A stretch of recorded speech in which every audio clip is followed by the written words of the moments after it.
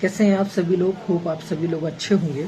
तो आज करते हैं आज की वीडियो में एक केस डिटेल के ऊपर बात। ये केस स्टडी है और इस केस स्टडी को आप थोड़ा सा ध्यान से समझने की कोशिश करना। ये हमारी रोजमर्रा की जिंदगी से रिलेटेड कुछ इंसिडेंट्स हैं जो मैं आपके साथ शेयर कर रहा हूँ।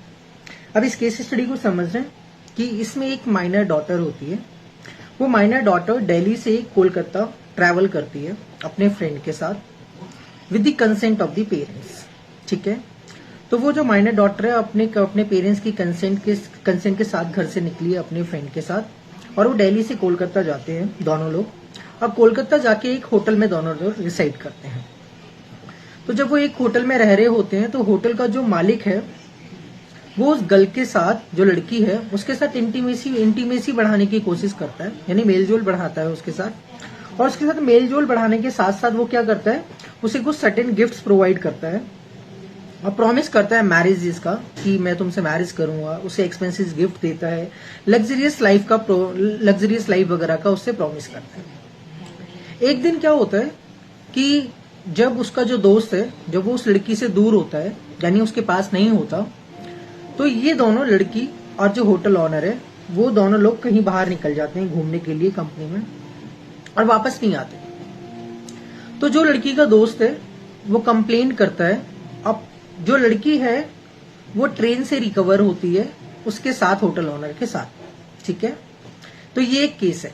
अब इस केस के अंदर हमें ये समझना है कि जो माइनर डॉटर थी, जो कि अपने पेरेंट्स से परमिशन लेकर दिल्ली से कोलकाता ट्रैवल किया अपने फ्रेंड के साथ, वहां पर होटल ऑनर ने उसके साथ इंटीमेसी बढ़ाई, रिलेशंस बढ़ाए। रिलेशन बढ़ाने के बाद दोनों लोग निकल गए। होटल ऑनर ने प्रॉमिस किया मैरिज का, एक्सपेंसिव गिफ्ट्स का और लग्जरियस लाइफ का। तो अब आपने ये समझना है कि क्या ये एक तरह की किडनैपिंग है या नहीं। तो किडनैपिंग क्या कहती है और क्या जो होटल ऑनर है उसके ऊपर किडनैपिंग का चार्जेस लगना चाहिए या नहीं लगना चाहिए। ठीक है, इस चीज के ऊपर हम डिस्कस करेंगे।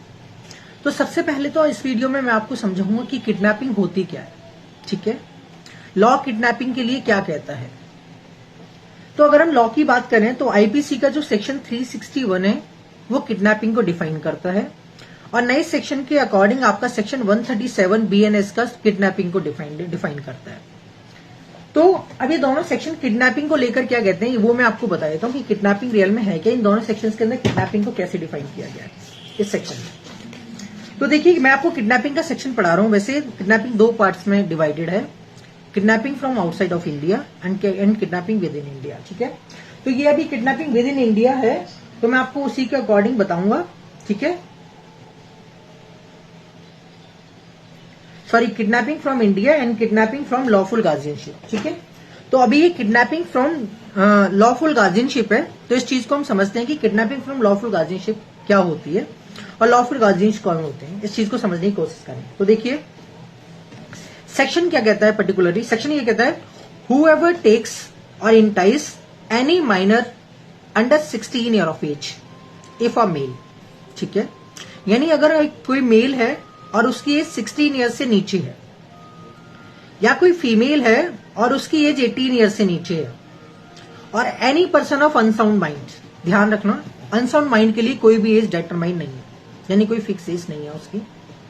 लेकिन मेल के केस में जो एज है वो 16 ईयर है और फीमेल के केस में यही एज 18 ईयर्स है। अब अगर मान लीजिए इन लोगों को out of the keeping of the lawful guardian of such minor person of unsound mind without the consent. अब मान लीजिए इन लोगों को मेल के केस में 16 ईयर्स, फीमेल के केस में 18 ईयर्स, और अगर कोई इंसान अनसाउंड माइंड है तो उसके एज में लिमिट, तो एज लिमिट नहीं है। अगर इनको कोई इंसान इनके लॉफुल गार्जियन से अलग ले जाता है without the consent of the such guardians, यानी बिना गार्जियन की मर्जी से। ठीक है, तो इसी को हम किडनैपिंग कहते हैं। Is said to be a kidnap such minor person from the lawful guardian. ठीक है, तो आपको किडनैपिंग समझ आ गई होगी कि किडनैपिंग क्या होती है। अब मैं किडनैपिंग के मेन इंग्रेडिएंट्स बता देता हूं आपको, ताकि आपको किडनैपिंग बहुत अच्छे से समझ आ जाए कि मेन क्या क्या इंग्रेडिएंट्स अवेलेबल होने चाहिए तब आप किसी के ऊपर किडनैपिंग का केस कर सकते हो। पहली चीज, there must be a taking और एंटाइसिंग। तो एंटाइजिंग क्या होती है और टेकिंग क्या होती है? देखिए, टेकिंग का मतलब है कि आप लॉफुल गार्जियन से उसके बच्चे को दूर ले गए।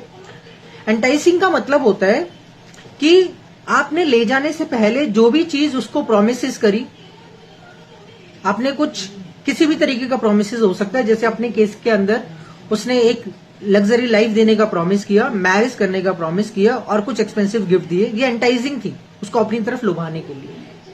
फिर उसकी वजह से वो फिर उसके बाद साथ ले गए। तो इन चीजों को हम टेकिंग एंड एंटाइजिंग कहते हैं।